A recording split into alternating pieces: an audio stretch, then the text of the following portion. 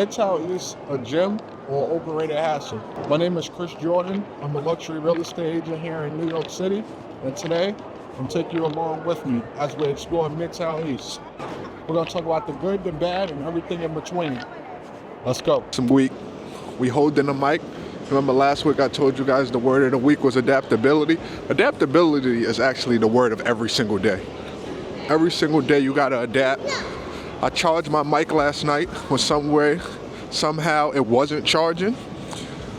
So when I put it on, it was at 10%. So we had to get a portable charger. You can't let that affect your day. Gotta keep going, gotta adapt. It's always a way. If it's a will, you got a way. Let's go.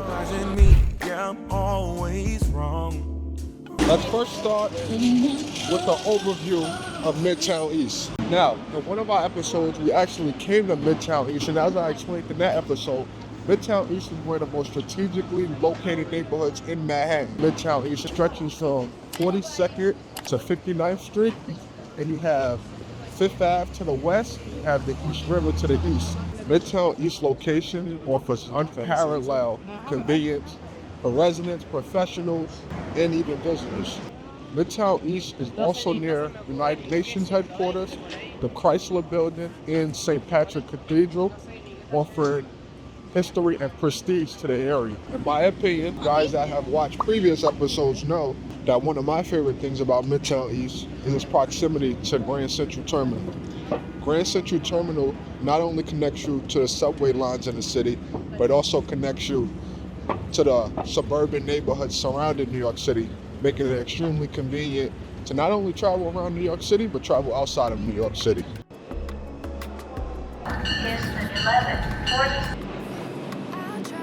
When it comes to transportation, there's really no better place to be in the city than Midtown East.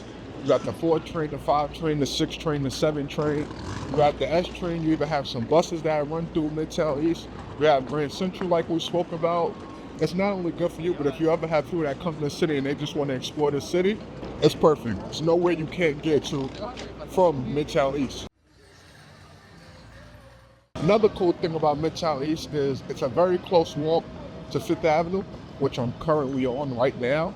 It has a lot of high retail stores, a lot of flagship stores, things of that nature. It's very busy right now. I think because it's Christmas time, people are actually getting Christmas done early, but so it's a short walk there. You have short walk to some fine dining, quick bites. Again, very convenient location. Midtown East blends urban convenience with access to historical landmarks. So it's really a perfect place for anybody that just wants to be in the heart of the city. If you want to be in the heart of the city, in the heart of the action, then Midtown East, I don't think it gets no better than Midtown East in my opinion.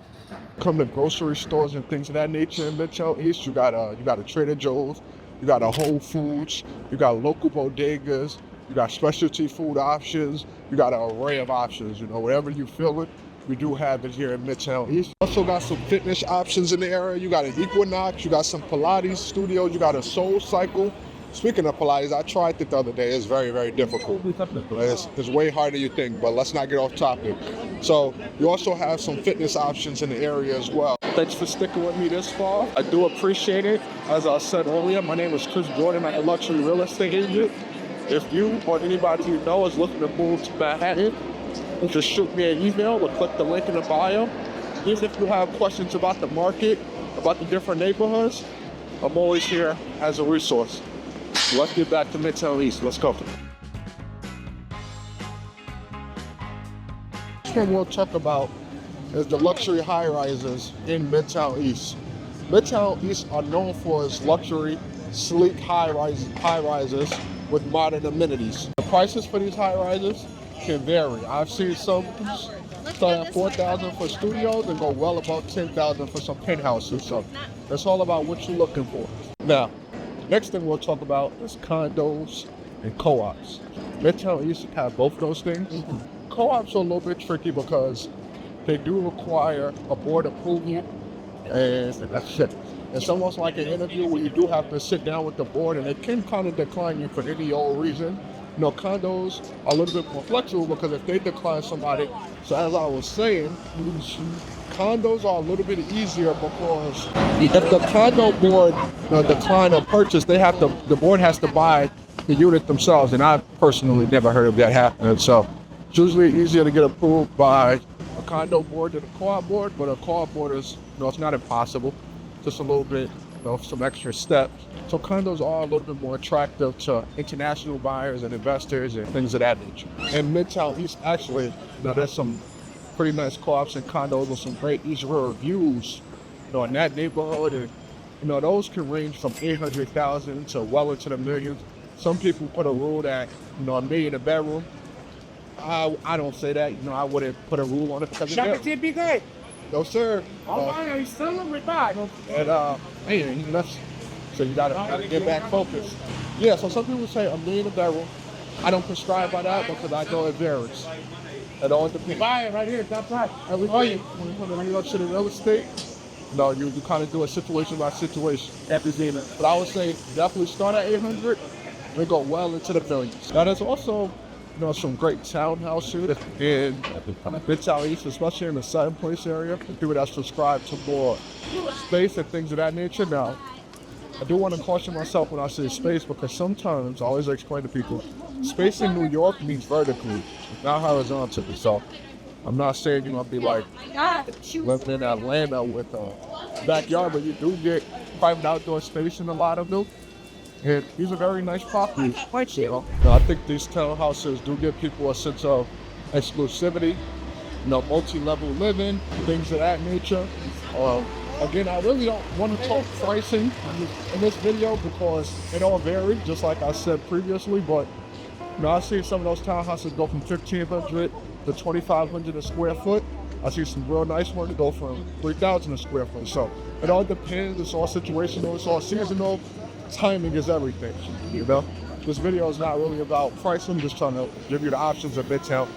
Now, Midtown East also have something we call pre-war buildings, for people that's in the historic and charm buildings. These buildings are a little bit more affordable, but they are well within, New York City premium market. I don't like to use the word these buildings are older, but they're pre-war buildings, so they look like more historic buildings. They don't have the modern amenities. You might see exposed brick, things of that nature. There's definitely something to appreciate. And they do have in like certain place things of that nature. And again, it's just for the historic charm, people that's looking for something that's not too modern. Now, I know there might be some people out there that might be interested in Midtown East housing options. But it's probably outside that boat because it's very expensive, but it's very expensive part of the point Manhattan. But there are, a few rent stabilized apartments in Midtown East. But the thing about those that a lot of times they have waiting lists. And it's either hard to get on the waiting list or you'll be on the waiting list for a long time. But there are some rent stabilized apartments. When I see rent stabilized, I mean they don't go up, things of that nature. That's the rent is stabilized. Watch any of my other videos. One thing I always say is everything is not for everybody. But let's talk about, I don't even want to say the bad things, but maybe not so great things. When there's great things, there's bad things. That's just the thing of life. So what's the not so great things about Midtown East? One, if you've been watching this video, you'll probably see it's very busy. You hear honking, things of that nature.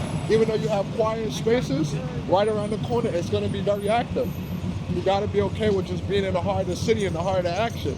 That could be great for somebody and not so great for somebody else, right? The next thing, there's not a lot of green spaces. If you're somebody that like nature and you like touching grass, there's not a lot of green spaces in Midtown. I think the last thing I do want to mention, this is probably obvious, but there's not a strong community feel in Midtown East, for obvious reasons. I feel like even if you live in the quiet pockets, certain places and things of that nature, I don't think you're going to get a great community. I don't think this is what Midtown East is for. Like, if you want to get a community feel, it's probably not the right place for you. Now, when it comes to who Midtown East is for, I'm just going to make it pretty simple. I think, this is my opinion, Midtown East is for people who value convenience over tranquility and space. If you value convenience and being in the heart of the city, being next to great dining options, being next to work, being next in the heart of the city, and you value that over space and tranquility, I think Midtown East would be perfect for you. So as I was just writing, some thoughts about this video, I said at the end I wanted to give my personal insight. I'm not going to really give my personal insight because I think I gave my personal insight throughout the video. But in my experience, Midtown East is great for people that's relocating to the city. And again, they don't really want to learn the city right now. They want to be close to their job. They want convenience. So if you relocate to a city and you want convenience, I think Midtown East is perfect for you. Now, again, in my experience, people don't live in Midtown East forever. And I don't know about you, I lived in Midtown East for 10, 15 years. You get here, you enjoy it for what it is, and as your family grow, as you grow, you find a new neighborhood. You close the chapter on Midtown East, open up a new chapter. There's nothing wrong with that. Again, maybe, I don't know every single person in New York City, but maybe there's somebody in New York City that has lived in Midtown East for 30 years. But if you know them, tell them to email me so I can meet them. So if I ever make another video like this, I can say, I know Joe Blow. He lived in Midtown East for 30 years and he loved it. Thank you for joining me on this episode. This episode was obviously a little bit different. We didn't tour apartments, we toured the neighborhood. Now I think we're gonna do a few more of those. And before I go, I just wanna say my job is never to tell you where to live. The great thing about New York City, I think it's a neighborhood for everybody. So my job is to tell you the pros and the cons, and you make the best decision for you, your family, and what makes you comfortable, what makes you happy, what puts you at peace, and what that chapter in your life. I always say, every neighborhood is not for everybody, but there's definitely a New York City neighborhood for somebody. So my job is always to help you find that perfect neighborhood for you, a perfect apartment for you. So thank you for joining me. Happy holidays, and I'll see you guys on the next episode.